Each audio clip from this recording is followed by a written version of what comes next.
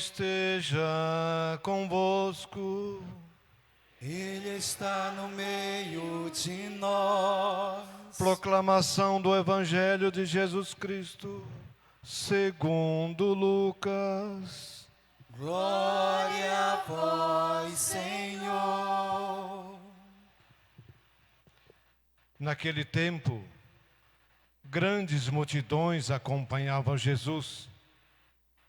Voltando-se, ele lhes disse: se alguém vem a mim, mas não se desapega de seu pai e sua mãe, sua mulher e seus filhos, seus irmãos e suas irmãs, e até da sua própria vida, não pode ser meu discípulo.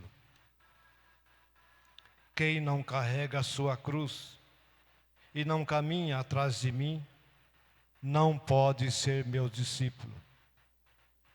Com efeito, qual de vós, querendo construir uma torre, não se senta primeiro e calcula os gastos, para ver se tem o suficiente para terminar? Caso contrário, ele vai lançar o alicerce e não será capaz de acabar. E todos os que virem isso começarão a caçoar, dizendo: esse homem começou a construir e não foi capaz de acabar. Ou ainda, qual o rei que ao sair para guerrear com outro, não se senta primeiro e examina bem se com 10.000 homens poderá enfrentar o outro que marcha contra ele com 20.000? Se ele vê que não pode, enquanto o outro rei ainda está longe, envia mensageiros para negociar as condições de paz.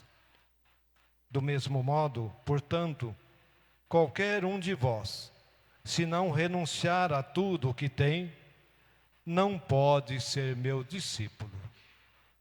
Palavra da salvação. Glória a vós, Senhor. Vós fostes, ó Senhor, um refúgio para nós. Vós fostes, ó Senhor,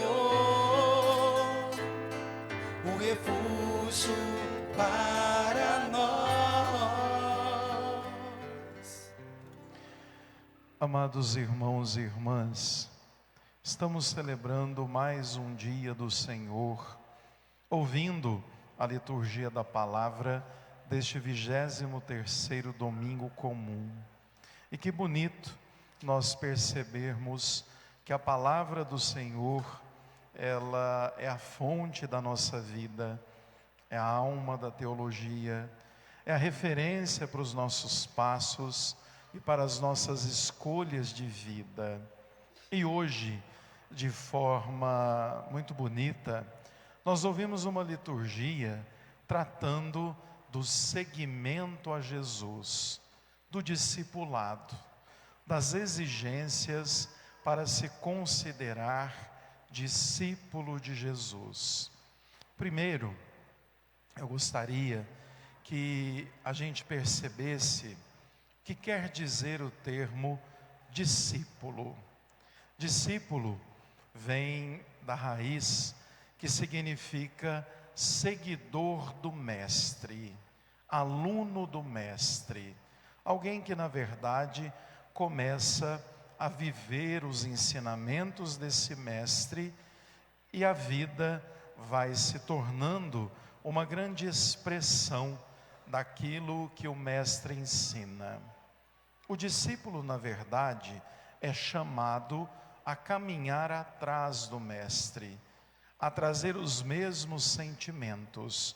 E aqui, olhando para a nossa dinâmica religiosa, Jesus hoje trata um pouco do discipulado ou do seguimento a Ele, aos seus ensinamentos, a sua forma de viver. a gente pode pensar na radicalidade de seguir Jesus e o quanto isso é profundo e significativo. E aí a gente precisa notar também que o discipulado ou o seguimento a Jesus não é algo acabado, que nós um dia vamos dizer assim: eu estou pronto, eu sou o discípulo ideal. Não, porque o discipulado, ele é um processo.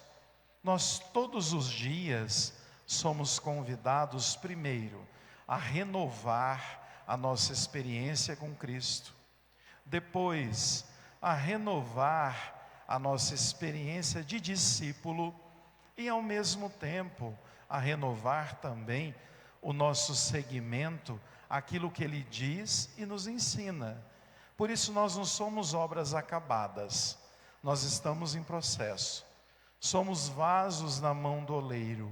Só que o discípulo de Jesus tem consciência da profundidade de permitir-se converter por Ele.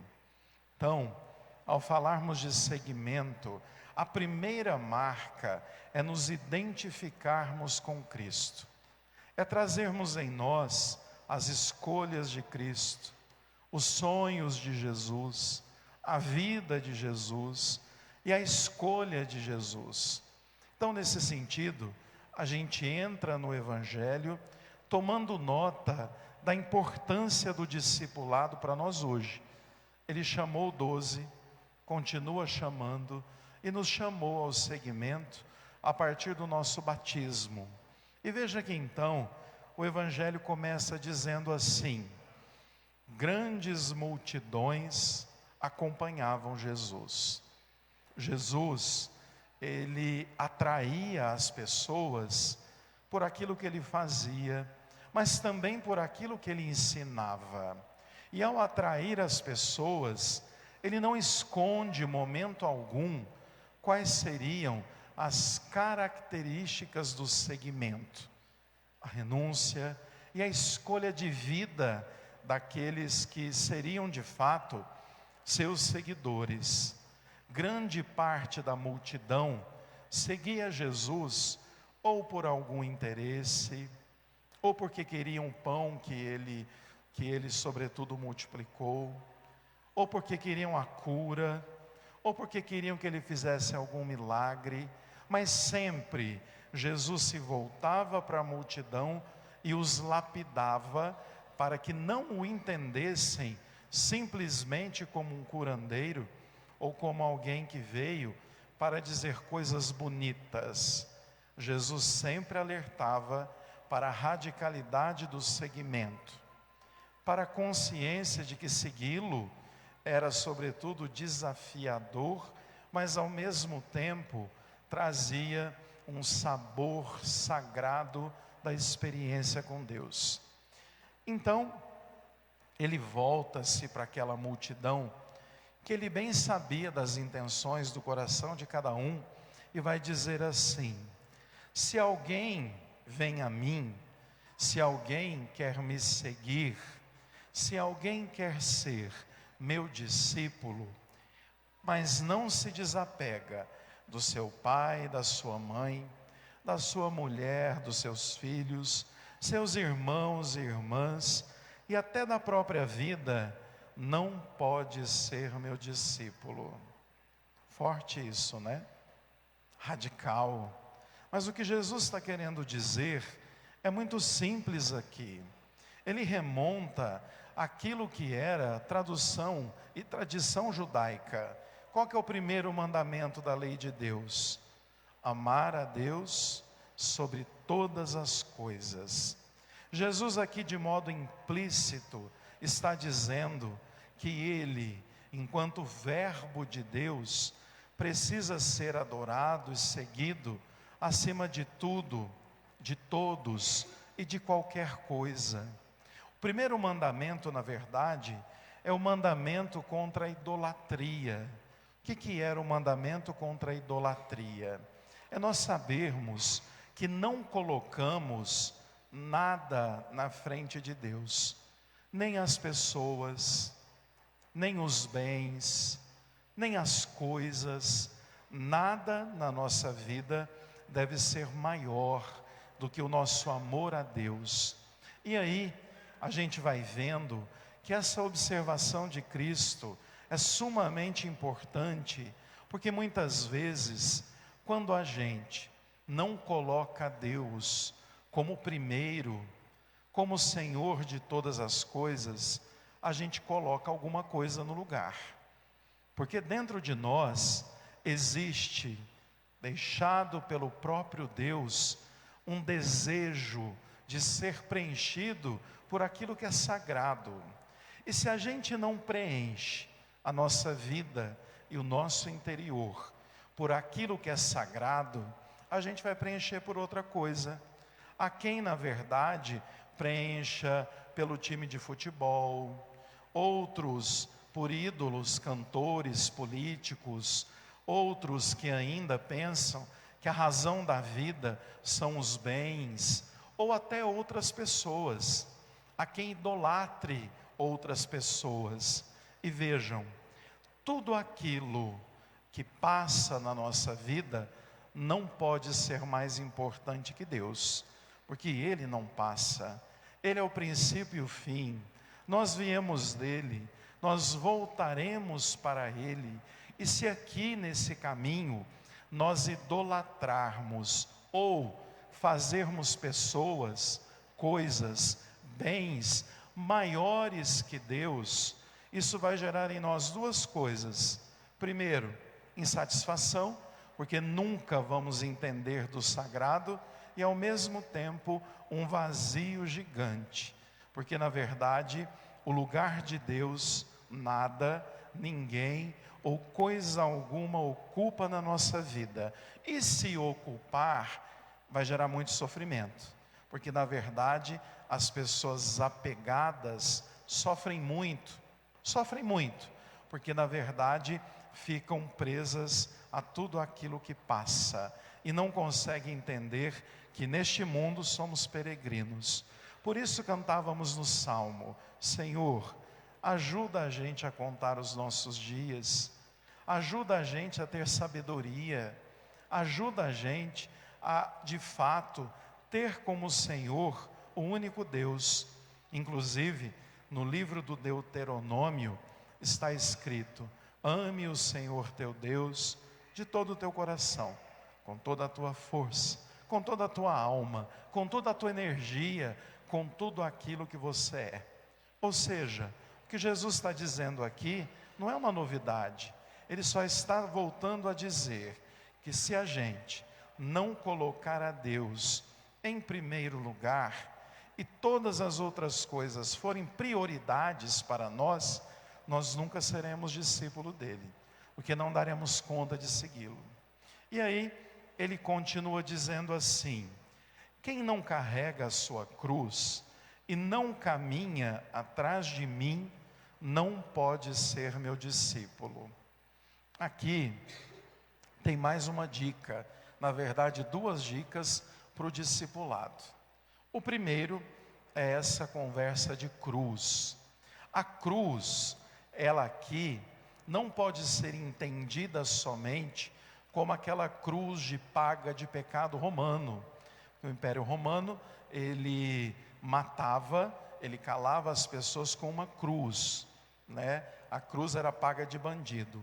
A cruz aqui, que Jesus está dizendo, é a nossa prontidão, é o nosso seguimento, é na verdade a clareza do amor que temos que ter por Ele. E aí Jesus vai dizer: quem não entender a grandeza da oblação, de amar a Deus com tudo o que é, jamais vai conseguir segui-lo. Claro que nós temos cruzes também na nossa vida, né? Tem a cruz das situações familiares, do sofrimento, da perda dos nossos entes queridos, tem a cruz do problema financeiro, tem a cruz de um monte de coisa que a gente carrega. Sim, é um tipo de cruz, mas a cruz maior que Jesus quer dizer aqui é a prontidão em amá-lo e segui-lo. se eu não for pronto para, inclusive, ceder a minha vida por amor a Deus, eu nunca vou entender de discípulo.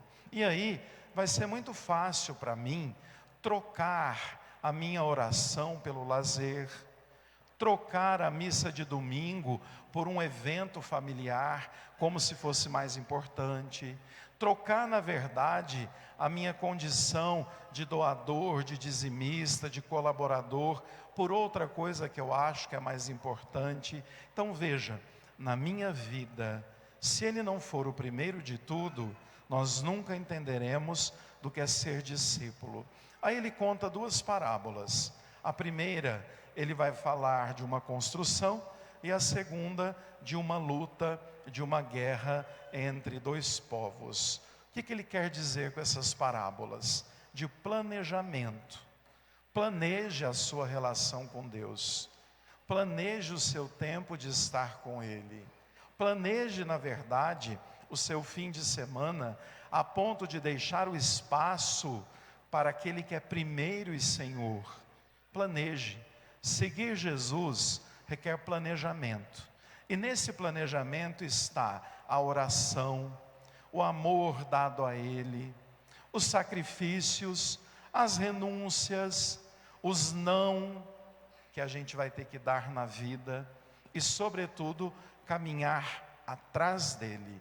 Nós não temos outro na nossa frente que não seja Jesus.